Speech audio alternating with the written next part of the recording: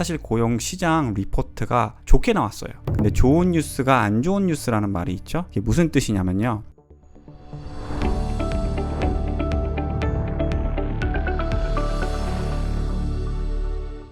이번 주 금요일 날 전체적으로 지수 움직임이 큰 움직임은 없었는데요. 사실 장 초반에 주가가 크게 하락했었어요. 그 다음에 꾸준히 올라오기 시작했는데 사실 고용 시장 리포트가 좋게 나왔어요. 근데 좋은 뉴스가 안 좋은 뉴스라는 말이 있죠. 이게 무슨 뜻이냐면요. 고용이 오히려 증가했기 때문에 연준은 아직도 경기를 좋게 볼 수 있고, 그렇게 되면은 인플레이션을 잡으려고 금리 올릴 확률이 더 높아지겠죠. 그래서 금리 인상에 대한 우려 때문에 주가가 오히려 처음에 조금 하락을 했었어요. 여기 보시다시피. 근데 힘을 받고 오히려 나중에 주가가 올라온 다음에 조금 횡보했다고 볼 수 있는데, 나스닥은 약간 플러스로 마감했고 S&P 500이랑 다우존스는 약간 마이너스로 마감을 하였습니다. 자, 그래서 다시 고용 지표에 대해서 조금 더 자세하게 설명해 드리면 37만 2천 명이 증가해서 예상치보다 25만 명이 넘었다고 얘기가 나왔고요. 거기다가 실업률이 3.6%에 나왔어요. 굉장히 낮은 숫자예요. 그만큼 지금 경제가 아직 무너지지 않았다는 뜻을 의미하는 것 같습니다. 뭐냐면 지금 상황에서 금리 인상을 해도 아직까진 경기가 무너지지 않을 거다라고 판단할 수 있는 거죠. 자, 그래서 오늘 전체적으로 주가 움직임을 보여드리면 테슬라가 유난히 잘 올라갔고 아직도 헬스케어 주식들이 잘 지탱해줬다고 보고 있고요. 그리고 그동안 많이 하락했던 몇몇 반도체 주식이 조금 힘을 보이기 시작했다고 볼 수 있습니다. 자, 일주일로 봤을 때도 이번 주에는 빅테크가 굉장히 잘 올라갔고요. 특히 테슬라랑 구글 보시면 10%, 11%씩 올라간 걸 보실 수 있죠. 그리고 한 달어치 봤을 때도 이제 구글이나 테슬라 같은 경우는 플러스이고 다른 주식들이 오히려 더 마이너스인 걸 보실 수 있죠.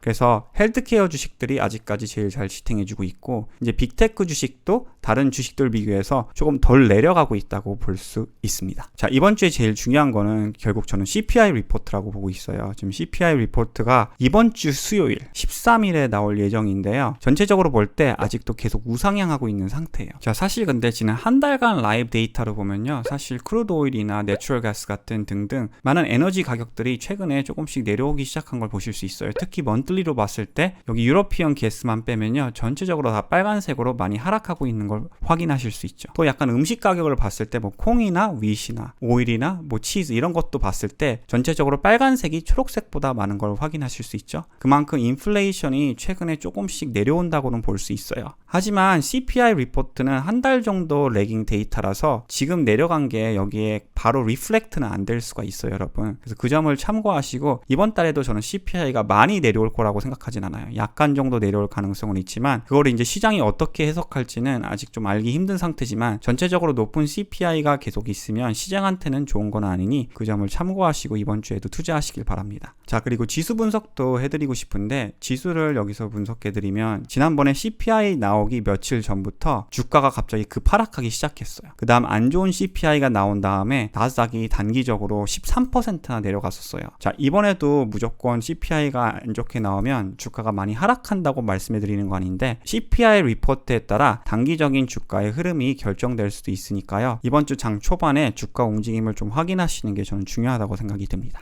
지금 간단하게 지수 분석을 해드리면요. 지금 스토캐스틱으로 봤을 때 조금 고점 근처인 상태이고요. 그래서 단기적으로 약간 지금 애매한 상태라고 볼 수 있어요. 여러분들이 장기 투자를 하실 때. 개인적으로 지금은 아직까지는 금리 올리는 기간이기 때문에 저는 전체적으로 풀백이 있을 때 매수하는 게 장기 투자자한테는 좋다고 생각이 돼요. 여러분들이 단기적인 모멘텀 트레이드를 원하시면요. 매수를 하셔도 되는데 이제 스탑로스를 잘 보시고 잘 파악하시고 안전하게 트레이드 하시길 바랍니다. 자, 이번 주에 그리고 CPI 말고도 굉장히 중요한 실적 발표가 시작이 돼요. 수요일부터 델타 에어라인 리포트가 있고요. 최근에 이제 경기 민감주가 많이 하락을 하고 있는데 과연 델타가 이번에도 괜찮은 리포트를 할지 그게 굉장히 궁금할 것 같고요.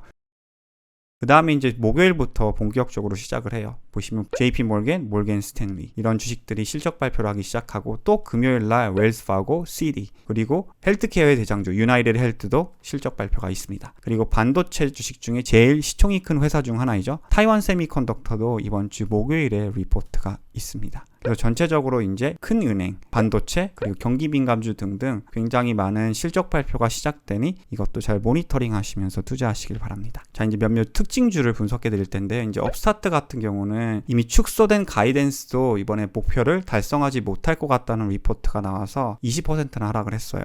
그래서 이거에 대해서 조금 더 이따가 설명해 드리고, 그리고 오히려 테슬라는 호재가 있었죠. 이번에 중국산 차량을 기록적으로 판매한 숫자가 나와가지고 2.5%가 상승했는데 5월 숫자보다 6월에 훨씬 더 높은 숫자가 나왔었습니다. 비교해보면요, 32,000에서 오히려 78,000으로 올라갔죠. 그리고 트위터 딜도 지금 무너진 상태예요, 여러분. 그래서 테슬라도 단기적인 호재가 있기 때문에 그 점을 참고하시고, 자, 이제 차트적으로 테슬라를 간단하게 보여드리면, 이 내려가는 저항선을 돌파했을 때마다 단기적으로 적어도 좋은 결과가 있었어요. 저는 장기적인 매수 관점으로 볼 때 아직도 한 번 더 풀백이 금리 인상 때문에 있을 것 같아서 기다리셔도 되지만, 단기적인 면에서 볼 때는 지금 내려가는 저항선을 돌파했으니 이 점도 참고하시고요. 자, 업스타트 같은 경우는 제가 조금 디테일하게 분석해 드리고 싶어요. 왜냐하면 지금 계속 가이던스가 안 좋고 있어서 주가가 하락을 하고 있는데, 여러분들이 앞으로 이미 나온 실적만 보고 주식을 분석하는 거는 조금 위험하다고 생각이 돼요. 특히 지금 같은 시장에서는요. 왜냐하면 이 주식은 PE도 12이고 최근에 정말 어마어마한 실적을 리포트했음에도 불구하고 RS 레이팅, 즉 지수 대비 힘을 엄청나게 못 받고 있다는 뜻이거든요. 주가가 지금 400에서 27까지 내려왔어요. 90% 이상 하락한 상태이죠. 근데 계속 안 좋은 가이던스를 보이고 또 계속 악재가 나오게 되면요, 주가는 단기적으로 언제까지 하락할지 몰라요. 그래서 적어도 주가가 지수 대비 조금이라도 스트렝스를 보이기 시작할 때 매수하는 게 저는 비교적으로 안전하다고 생각이 됩니다. 지금 많이 하락했음에도 불구하고요. 그래서 꼭 여러분 투자를 하실 때 주식이 내려가면은 보통 이유가 있습니다. 실적이 그만큼 안 좋을 걸로 예상하고 있는 거거든요. 그래서 무조건 하락하는 주식을, 특히 성장주요, 너무 무모하게 매수하지 마시길 바랍니다. 자, 그리고 애플도 차트적으로 괜찮게 보여서 제가 조금 설명해 드리고 싶어요. 보시면 지지선 레벨을 계속 유지해주고 최근에 이 내려가는 저항선도 애플도 돌파한 상태예요. 물론 지금 이동평균에서 좀 떨어진 상태라서 단기적인 풀백이 있을 수 있지만, 이 저점 레벨만 올라가면은 애플은 다시 상승 트렌드인 주식 중 하나로 해석이 될 수 있으니 그 점도 참고하시고 앞으로 잘 모니터링 하시길 바랍니다. 자, 그리고 비트코인이 주말에 조금 내려가기 시작을 했어요. 비트코인은 성장주랑 좀 비슷하게 움직일 때가 많아요. 그래서 저는 굉장히 중요한 지표로 보고 있는데, 지금 보시면 내려가는 지지선이 뚫렸을 때마다